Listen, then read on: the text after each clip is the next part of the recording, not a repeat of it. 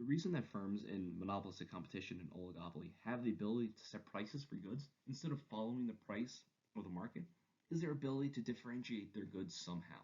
We call this effort to differentiate products non-price competition. Non-price competition is any effort that firms make in order to change the demand for their product other than price. So these efforts are done to influence the five non-price determinants of demand. And we also add financing terms to the mix. That's a way for them to lower their prices in the short term by spreading out the payments over time to try to get more consumers to be able to buy their product. Remember, you'd see commercial all the time about like zero money down and no interest for 5 years, or this is yours for 5 easy payments in 1995. So managers have the ability to impact, influence, control, or somehow consider non-price variables. These are considered important tools of marketing, and the marketing mix or the strategy of these variables is usually left to the marketing department. But oftentimes, up more senior level management is going to have some say over the direction that the overall strategy is going to take. Now, some of these include advertising loyalty programs. These are meant to influence the tastes and preferences of consumers. So brand name management is an important part of advertising and promotion. So establishing when a customer hears or sees your brand name, they think of whatever qualities of that product you try to have them think of. So whether you're competing on quality, if you're competing on the fact that you have a guarantee, maybe you fit some specific need, that when consumers see that product, they think of that quality and they're more likely to buy your product. And now once you establish that, it takes a lot of work to maintain over time. Now, market segmentation is a way for firms to focus on consumer income. Firms can't directly affect consumer income, so they can't increase consumer income so they can buy more of their product, but they can focus their efforts on certain levels of income. So this is the idea of market segmentation, breaking down the market into the groups of people so you can focus on the ones that are more likely to buy your product. So you're not going to advertise ramen noodles to, high income professionals living on the Upper East Side of New York City. You're going to advertise them to low income college kids. Loyalty programs, those are a way to retain customers. So when they've bought your products in the past, you give them deals in the future. Even if their tastes and preferences change, or even if you don't quite meet them perfectly, the lower price, building that loyalty, might cause them to keep coming back over time. Another idea is product lock-in or tie-in. So this is done to reduce the effect of the price of substitute goods. So if you sell two products together and one of those has a substitute, what you do is you compete offer a very low price for the product that doesn't have the substitute. Then you charge more for the one that does have substitutes, because once consumers buy your one product, they're locked into the second one. So one example of that is printers and their cartridges. They'll sell printers for, fairly cheap. They'll compete on price on those, but then they'll charge you a lot more for the printer cartridges because you can't just buy any brand. You have to buy their brand. Another practice that used to take place was optometrists with contact lenses. They would compete on the price of an eye exam, but then they wouldn't give you your prescription. So you were forced to buy contact lenses from them. So there was no price competition on contact lens sales. And another idea is expanding the market. So that's focusing on the number of buyers. So for a regional company like maybe Sheets, that's just expanding out of Pennsylvania down into Virginia and going west into Ohio. Or it could be for a larger company going international. Instead of just selling goods in the United States, you're now selling them to other countries. Maybe it's expanding to like developed countries, so like Europe or like Japan, South Korea. Or it could be to middle income countries like the BRICS, Brazil, Russia, India, and China. So we define monopolistic competition as an industry with a large number of relatively small firms that are subject to competitive pressure because there's such low barriers to entry. So new competitors can enter the market and begin competing relatively easily and quickly. On the other hand, oligopoly consists of a small number of large firms. And because they have a large size and they have power in differentiating their products, it's difficult for newcomers to enter the market. And there's very high barriers to entry. There's high fixed costs in order to get into the market, and firms have natural economies of scale. And because there's a small number of firms, they have to constantly pay attention to each other when they're making their pricing and output decisions.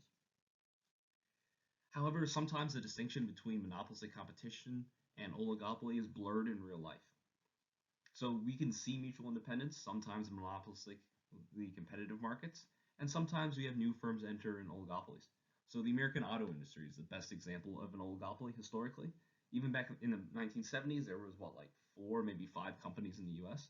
But today, because of international trade and the entrance of foreign competition, there's a lot more firms in the auto industry. And that's why I try, when I mention the auto industry, to mention the US auto industry. We have had Tesla join. They were an upstart. They were able to, despite the high fixed costs, because of a lot of government subsidies for electric cars early on. That helped them get over the initial hurdle. It's not that difficult to begin to like compete in a market that's an oligopoly. It's difficult to break into it because of how expensive it is. It's difficult to get funding and to actually spend all that time getting your facilities and everything ready before you even begin competing. And that can be very difficult, and that's what keeps so many firms from entering. Typically, we use small retail establishments anywhere as monopolistic competition, especially where you see like mom and pop establishments.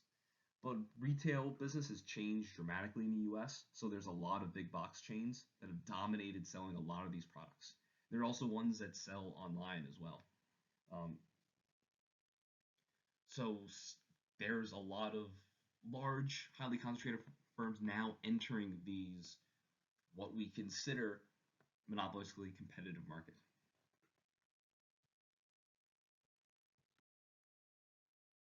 Most of the courses in this program focus on strategy, or at least include strategy, and they'll do a better job at talking about it than the labor economist who doesn't have the sort of real world experience. But I'll briefly touch on strategy for how it relates to what we're talking about now. When firms are price takers, they have difficult choices to make. They face competition based on price, based on non price factors, and they face the threat of new entrants. This is true for monopolistic competition, it's also true for oligopoly. Managerial economics focuses on questions about price and output, how to maximize profits, should a firm shut down in the short run if they're earning a loss, how should they differentiate their products if they're in monopolistic competition or an oligopoly. A firm's strategy is slightly different. So the textbook definition of strategy, what they think is the best one to work with, is that strategy is a means by which an organization uses its limited resources to relate to the competitive environment in a manner that's expected to achieve superior business performance over the long run. So it's not just a short run goal of maximizing profits, it's doing as well as possible in the long term. Strategy is important when firms are price makers and they're faced with both price and non price competition and threats from new entrants into the market. So this is monopolistic competition and oligopoly. Because firms can choose where to set their price, and they're going to have a different marginal revenue anywhere along their downward sloping demand curve, they have to think of, okay, the trade-off between the additional revenue from selling more units if they decrease the price, but the lower price they're getting per unit. Is that going to increase their revenue or decrease their revenue? Will more consumers switch to buying, one of their lower price competitors if they raise their prices? So, and they always have to consider the threat of new firms entering the market, taking away some of their market share. Now, strategy is going to be more important for firms in these imperfectly competitive markets compared to those in perfectly competitive markets where it doesn't matter if new competitors enter because firms can sell all of the product they want at the market, clearing price at the equilibrium price. And in monopolies where they don't have the threat of new entrants. So firms in monopolistic competition and in oligopoly, where they're facing real challenges and real competition, they do have to make a lot of difficult decisions, and that's where strategy is the most important. So remember, we define managerial economics as the use of economic analysis to make business decisions involving the best use of an organization's scarce resources. So one area underneath managerial economics is called industrial organization, and this underlies much of the original work on strategy. So industrial organization studies the way that firms and markets are organized and focuses on industries in particular, and how this organization affects the economy overall from viewpoint of social welfare. And when economists talk about social welfare, what we mean is maximizing the well-being of consumers and producers, making sure everyone's as well off as possible. So what we're thinking of for oligopoly markets and monopolistic competition markets also are, how does industry concentration affect the behaviors of firms competing in this industry? How How does the industry itself and how the competition is within the industry? How the number of firms, the type of technology they use, what line of business they're in, what products they're selling. How does this affect how firms behave and compete against each other?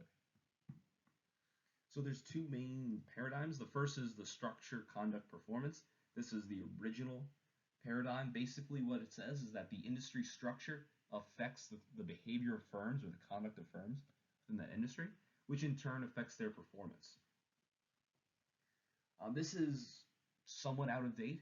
The new theory of industrial organization is basically says that there's not necessarily a connection between the industry structure and the performance. So this link, they say, doesn't hold as well as we previously thought. And they say that we should use and apply microeconomic price theory. So the kind of stuff we've been talking about all throughout this course to understand how firms are going to behave.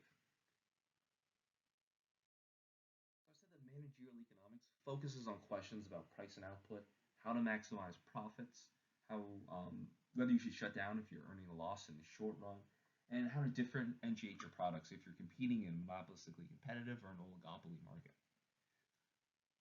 Strategy is a little bit higher level. So here's some examples of questions for strategy. So first, what business should we be in? This is corporate level decision, upper management.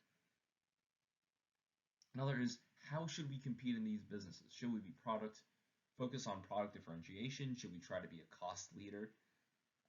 And that's more of a group, a division, or even a product level decision. So this is further down the food chain. And then questions like, what are our strategic objectives? And how do we go about relating those to our short run tactics? Now, I'm sure you find these questions much more interesting than the questions we talk about in managerial economics. To continue these, we have, what geographic segments of the market should we focus on? What demographic segments should we focus on? When we choose a strategic decision, what will be the reaction of our competitors to that? How should we respond to that? Is there a particular advantage to being the first mover into a market? Or should we wait and see what other firms do wrong, and then fix that so we can make a better product? Apple used to be famous at that, at not being the first one into a market, letting someone else go in first, have them fail, see what they did wrong, what consumers wanted that they didn't do, and then come out with a better product that met consumer demands that didn't have the same sort of problems. Now, these questions are more higher level, and again, I'm sure you find these much more interesting. But we can use managerial economics and the tools that we learn in this class to help give us information to enact a good strategy, to decide on something, to see where the problem is first of all, then decide on what we should do, and then act on it. It's not the only thing. A lot of your other courses will teach you a lot of stuff that you need to make these strategic decisions, but managerial economics can provide some of the background and some of the information you'll need to be successful.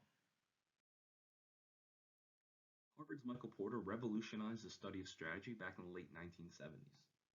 You may remember this from your management courses. He used the idea of the SCP approach from industrial organization to not predict decisions that firms make, but to understand the challenges that managers face in the decision-making process. His 5 forces model is shown below. So we can see how each of these relates to the idea that we've talked about. So the potential entrants is the threat of new entrants. Customers is the bargaining power of buyers. For the suppliers, we have the bargaining power of suppliers. And for substitute markets, we have the threat of substitute markets or service. And all of these lead to intra-market rivalry, or affect the level of intra-market rivalry. So imagine an extreme example. In a case where we have very low or no bargaining power for buyers or for suppliers, and there's little threat of new competitors or substitutes. So when all 4 of those is low, you're going to end up being a monopolist. There's going to be very little intra-market rivalry. There's no one to compete against, no products to worry about. You don't have to worry about the buyers and suppliers' prices. On the other hand, if we had a lot of potential new entrants, customers have fairly low bargaining power and suppliers have fairly low bargaining power, but there were substitute markets available or substitute goods, you'll have more intra-market rivalry. We might be in a monopolistic competition in that kind of market in this situation. You can see the influence of microeconomic price theory in Porter's ideas. So he provides 2 basic strategies for earning an above normal return on investment. So once you analyze the overall profitability industry with the 5 forces model, you can choose which of these 2 strategies to use for success. The first is a differentiation approach. This is good for monopoly or monopolistically competitive market, where you're going to follow the marginal revenue equals marginal cost curve. So we're going to set the price on the demand line that is above the average cost. And you're going to try to take that product and differentiate it somehow. Do something to set yourself apart from your competition. The other method is the cost leadership approach. This is more suitable for perfect competition. What you're going to try to do is obviously have the lowest possible cost. So you have a cost structure so that when the price is equal to marginal cost, when you set it there, there's going to be a large difference as possible between the price you're selling at and the average cost. Again, when you're in perfect competition, you have to accept whatever the market price is. So the only way to maximize your profit is not to raise price, it's to lower your costs as much as possible. In all market structures, except for perfect competition, the demand curve perceived by the firm is going to be downward sloping. So for monopolistic competition, for oligopoly, and for monopoly, we're going to have a downward sloping demand curve for the firm's demand curve. So because of this, the marginal revenue is always going to be below the demand. For each additional unit they're selling, they're getting even less money. So now we can use the following rule to show how the marginal revenue and the price are related to each other. So the formula is marginal revenue equals the price times 1 plus 1 divided by the elasticity, or the inverse of the elasticity. And that's why this is called the inverse elasticity rule. A critical part of the success of a firm's operations when they're in imperfectly competitive markets, so in monopolistic competition and in oligopoly, is developing and implementing an effective business strategy. This is not as important in perfect competition and in monopoly. In perfect competition, your pricing decision doesn't matter. You have to price at the market price. You're a price taker. So you just try to minimize your costs and decide what level of output you want to produce at. Monopolists, again, have no competition to deal with. But monopolistic competition and oligopoly, we do have competing firms that we have to deal with. And we also have non-price decisions. And this is an important part of the imperfect competition environment. So you can decide how you want to differentiate your product, what differences you want to make to meet consumer needs better. It might just be a segment of the market, it might be the overall market. But somehow you meet their needs better than your competitors because you do something different. Monopolistic competition is characterized by product differentiation. That's the main thing we think of. Imagine the restaurant industry. There's so many different types of restaurants out there. And there's a lot of competition. There's free entry and exit. It's a lot easier to get into starting a restaurant than is a lot of other heavy industries. When we think of oligopoly, we think of interdependence of these firms on each other. What one firm does is going to affect the other firms because there's a small number of firms in this industry. So think of like the US auto industry or the steel industry where there's high fixed costs, there's large economies of scale, so these firms are going to tend to be very large, and whatever their actions is are going to depend on others. Now, they may rely on the kink demand curve, but this idea has been somewhat discredited in practice.